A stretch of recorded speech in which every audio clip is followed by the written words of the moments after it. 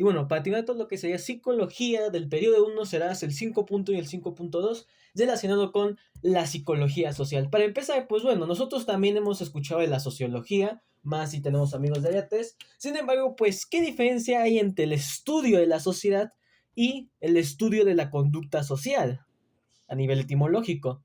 Pues bueno, que la sociología agarra un grupo, comunidad básica. En el caso de la psicología social, toma al individuo como comunidad básica y le da más importancia a las influencias actuales, a los actores sociales y cómo nosotros conceptuamos nuestras intenciones y personalidades. Personalidades en plural, ya que se nos vamos a dar cuenta que dependiendo del grupo en el que estemos vamos a actuar de una manera distinta, que también se le conoce como identidad. Bueno, esto más o menos lo vimos en el texto teatral de literatura, donde el tipo hablaba sobre las distintas actitudes, sobre hay distintos yo en un mismo tiempo. ¿Qué factores permiten que nosotros comprendamos a los demás? Pues bueno, tenemos primero la percepción social, es decir, lo interpersonal, que será con la interpretación de causalidad. Mientras que en cualquier objeto físico nosotros solamente tenemos una percepción, es decir, solamente detectamos su olor, su sabor, su forma. En el caso de los seres humanos inferimos y los categorizamos. Según esto es posible que haya sido una razón evolutiva. Es por eso que todos nosotros, sin excepción, categorizamos a las personas. Y quien nos va a decir cómo categorizamos es la teoría de la atribución. ¿Cómo hacemos nuestros esquemas? Proceso personal y puede haber juicios contradictorios, es decir, que pensamos que la persona es tanto A como B, a pesar de que A y B son contrarios. Nuestras experiencias influyen sobre cómo vemos a los demás, tenemos supuestos distintos de la personalidad, utilizamos distintas reglas de atribución. Uno puede pensar que la vestimenta forma parte de la personalidad del individuo y lo utiliza para analizarlo, otros tal vez dicen que no, tal vez la música. También se da en los tiempos y lugares distintos. Pues si nosotros nada más analizamos una persona en la oficina, pues vamos a llegar a ciertas conclusiones, pero tal vez esta persona en su casa, con los amigos, es totalmente distinta, o realmente ahí está su verdadera personalidad y solamente está fingiendo esta actitud en el trabajo debido a otras condiciones como sea el propio jefe del lugar.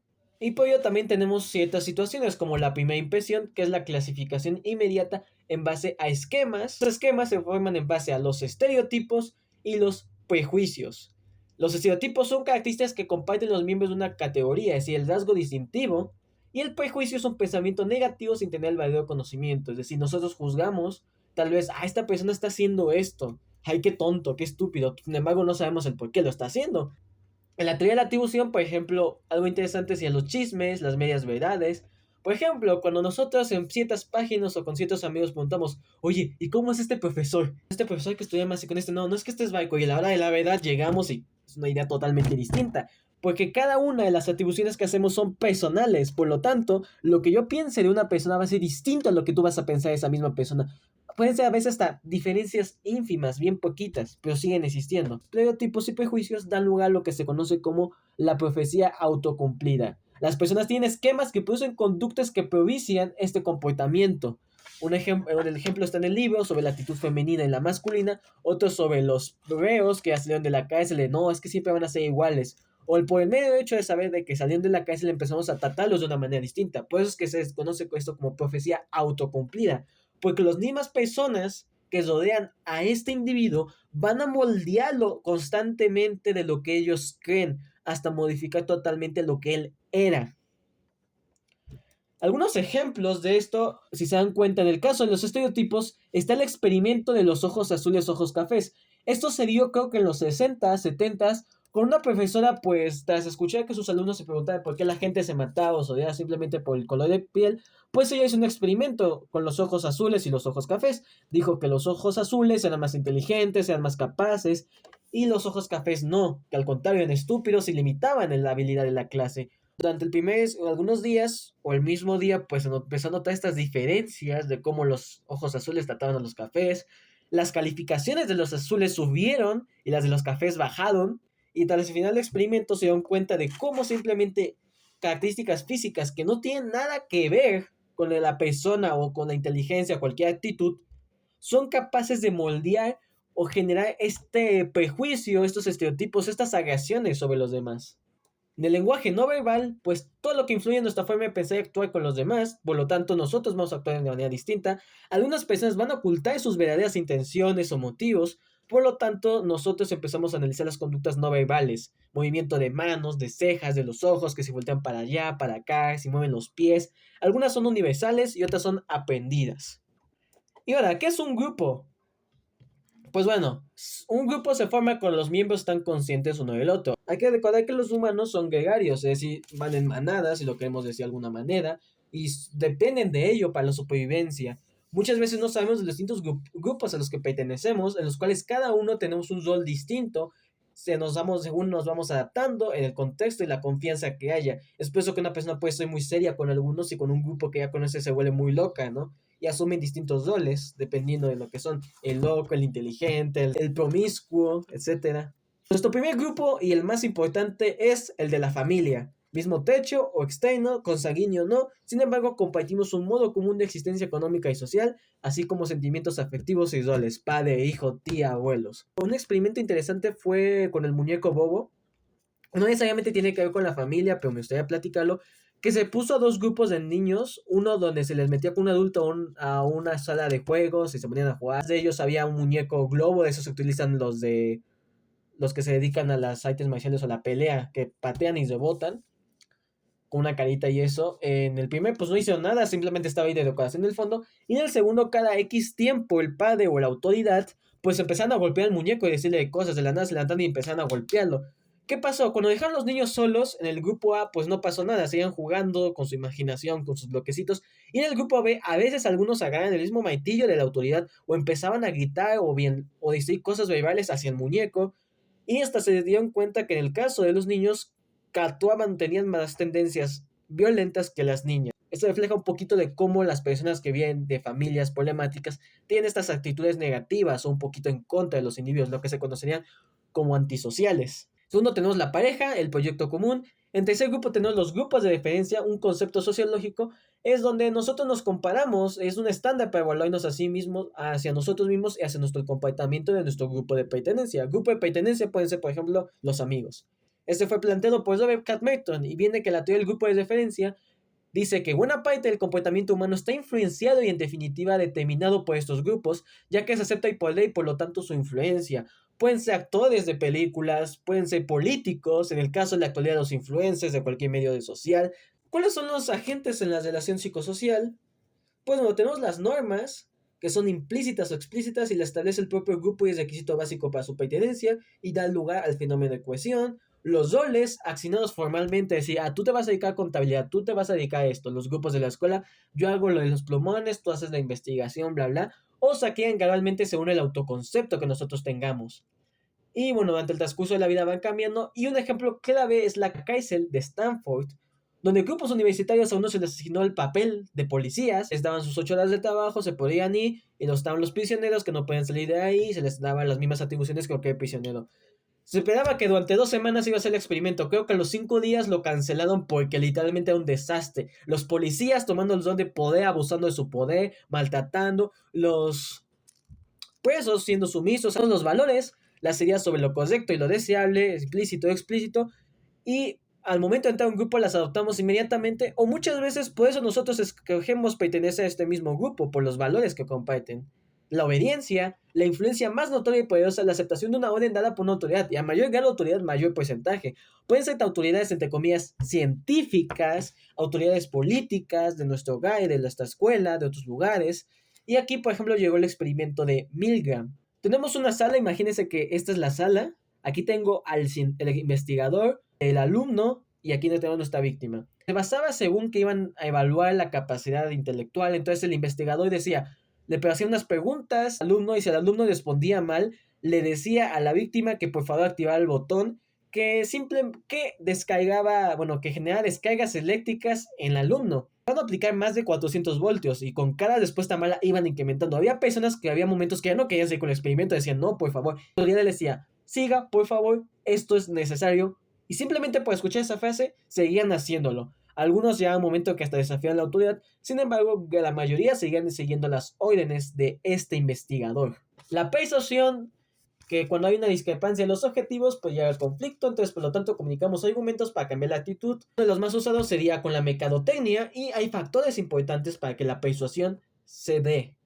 Desde la misma persona emisora, el mensaje, el medio de emisión, por ejemplo, nosotros cuando leemos un libro le damos mayor veracidad que un TikTok. La persona emisora, si es un científico o alguien de antaño, si tiene traje o no tiene traje, el propio mensaje, cómo está redactado, si está redactado con las patas o parece, utiliza un poquito de un lenguaje denotativo y connotativo a la vez, y nosotros como receptores, cuáles son nuestras creencias, qué factores determinan la conducta hacia uno. A nivel de las relaciones interpersonales entre dos o más, la misma proximidad, porque mientras más cercanos vamos descubriendo las similitudes que tenemos, la semejanza de actitudes que algunas son más importantes que otras. Un ejemplo tal vez no de actitud, pero sí de una característica, personas con nuestro propio nombre que al momento que escuchamos de, tiene mi mismo nombre, al momento empezamos a entablar más con esa persona. Y además tiene que ver con la semejanza percibida, no con la real. Tal vez tú con una persona A te das más semejantes realmente, sin embargo, sientes más cómoda con una persona B que no es tan parecida a ti. Sin embargo, tiene que ver con lo que nosotros percibimos. Es la teoría de la disonancia cognitiva de Festinger, la tendencia de usar incongruencias en relaciones equilibradas, por ello muchas veces se dice lo de polos opuestos se atraen. La reciprocidad y la empatía, el atractivo, que tiene que ver con otro efecto, que es el efecto halo, tiene buenas características físicas, por lo tanto también debe ser bueno en otras cosas, como el deporte, el mismo intelectual, su propia actitud. Es por eso que hacen mucho los memes de halago y acoso. El aprendizaje, que son las conductas reforzadas con la concordancia, el manejo de las recompensas, las relaciones constructivas que están en constante desarrollo y las destructivas, la agresión multivariada, que a veces no es evidente, ya que tenemos lo físico, lo psicológico, lo económico y lo sexual, y algunos factores para poder detectarlo son el poder, es decir, uno tiene mayor poder que el otro, por lo tanto lo controla, las adicciones como el uso de sustancias, la desconfianza que se tienen como estarles revisando el celular o de preguntando dónde fue, las discusiones y las devaluaciones, es decir, que constantemente decimos enteramente lo negativo de esa persona con el afán de lastimarla. Factores sociales o la influencia, conducta de masas, que es la más peligrosa, ya que desindividualiza a la persona y se ve muchamente en los estadios, en los grupos colectivos, como serían las canchas de fútbol, en los conciertos, y se asemejan a una persona líder. Aquí una autora interesante es Hannah Arendt, con un libro conocido como Los orígenes del totalitarismo, que habla de este cambio al hombre masa relacionado con lo que es el nacionalismo y por ende el totalitarismo. Unos ejemplos serían la tercera ola. En Estados Unidos, después de lo que fue la Segunda Guerra Mundial, un profesor pone experimento de que qué tan fácil es que hay un movimiento totalitarista y terminan ciertos problemas. Entonces, hay una película respecto a ello, el experimento de Ash, que era que teníamos creo que 5 personas, obviamente todas cómplices, y una víctima, y el investigador les ponía una línea recta y les ponía otras 4 opciones y preguntaba, ¿cuál de ellas es más parecida a esta? Durante varias rondas, pues respondían la correcta a todos. Sin embargo, en algunas cómplices, digamos, que si la respuesta correcta era A, ellos decían B o C. Y la persona, al momento de escuchar esto, se quedaba intrigado y decía, pero si es A, ¿no? Seguro que es A. Y empezaron a cuestionar. Y hubo momentos en los que repetían lo mismo que decía el grupo. A pesar de que la respuesta correcta era A, ellos decían B o C. Creo que aproximadamente el 50% de las personas cayeron en esto, demostrando así lo fácil que es influenciar a una persona. En el altruismo tenemos la ayuda desinteresada, otro efecto es el bystander, que nos dice que a mayor cantidad de personas, menos probable es que actúen. Sí, es más seguro a veces que estés solo, mejor solo que mal acompañado. Y en este efecto bystander se puso 2 casos, en primer lugar donde una persona le enviaban a un cuarto según hacer un test o un examen, divisaba humo en la puerta y iba corriendo directamente hacia los organizadores a decirles que había humo en la puerta, de qué está pasando. Repitieron el mismo experimento con 3 personas y las 3 personas se quedaban viendo así de, pues, ¿quién va, no? Y nada más estaba ahí el humo saliendo toda de la puerta y no hacían nada. Pasa lo mismo cuando según fingían que estaban en llamado con una persona, la persona que estaba al otro lado del teléfono, pues fingía creo que un ataque o algo así, y la persona al momento solitaria iba a avisarle, iba a avisar a otras personas, buscaban ayuda, y cuando eran 3 personas, pues como que también lo mismo, se quedan viendo así con cara de, pues, ¿qué hago? Y también el altruismo tiene que ver con las características personales como el estado de ánimo de la persona y sus experiencias pasadas. En el caso de la solidaridad es parecido al altruismo, solamente que es de grupos a otros grupos o hacia un mismo individuo. ¿Qué son las habilidades sociales? El conjunto de capacidades que permiten el desarrollo de las acciones y conductas que permiten la desenvoltura eficaz a nivel social. Tenemos las básicas que sean presentarse, decir hola, buenas tardes, hasta luego, buen provecho, escuchar a la persona, tener iniciativa a la hora de conversar y dar cumplidos. Y las complejas, que son de autorregulación y apoyo social, son el autocontrol de las emociones, el apego, la asertividad, la cooperación, que a mí me falta junto con la tolerancia, la comunicación, la empatía, la solución de conflictos y la negociación. ¿Y cómo influye el ambiente? Pues como ya vimos, hay ramas de la psicología que se dedican a esto. Y pues bueno, al parecer el hacinamiento, el ruido, la contaminación y el estrés urbano son importantes en la psicología social. Un ejemplo de ellos es el espacio vital o personal. Mientras más confianza con una persona, más cercana puede estar de nosotros sin sentir nada. Sin embargo, para gente desconocida o con la que no tenemos tanta confianza, a los 60 centímetros aproximadamente vamos a empezar a sentir como que ira, miedo, repudio hacia ellos. Uno de los ejemplos son el elevador, y así como la misma densidad de las zonas urbanas, un centro a las 12 del día, es decir, el centro de la Ciudad de México a las 12 del día, o el metro de la Ciudad de México a las 7 de la mañana, donde la propia sensación de hacinamiento puede lugar a estrés psicológico, delincuencia juvenil y hasta posiblemente mortalidad infantil. Muchas gracias por su atención y hasta la próxima.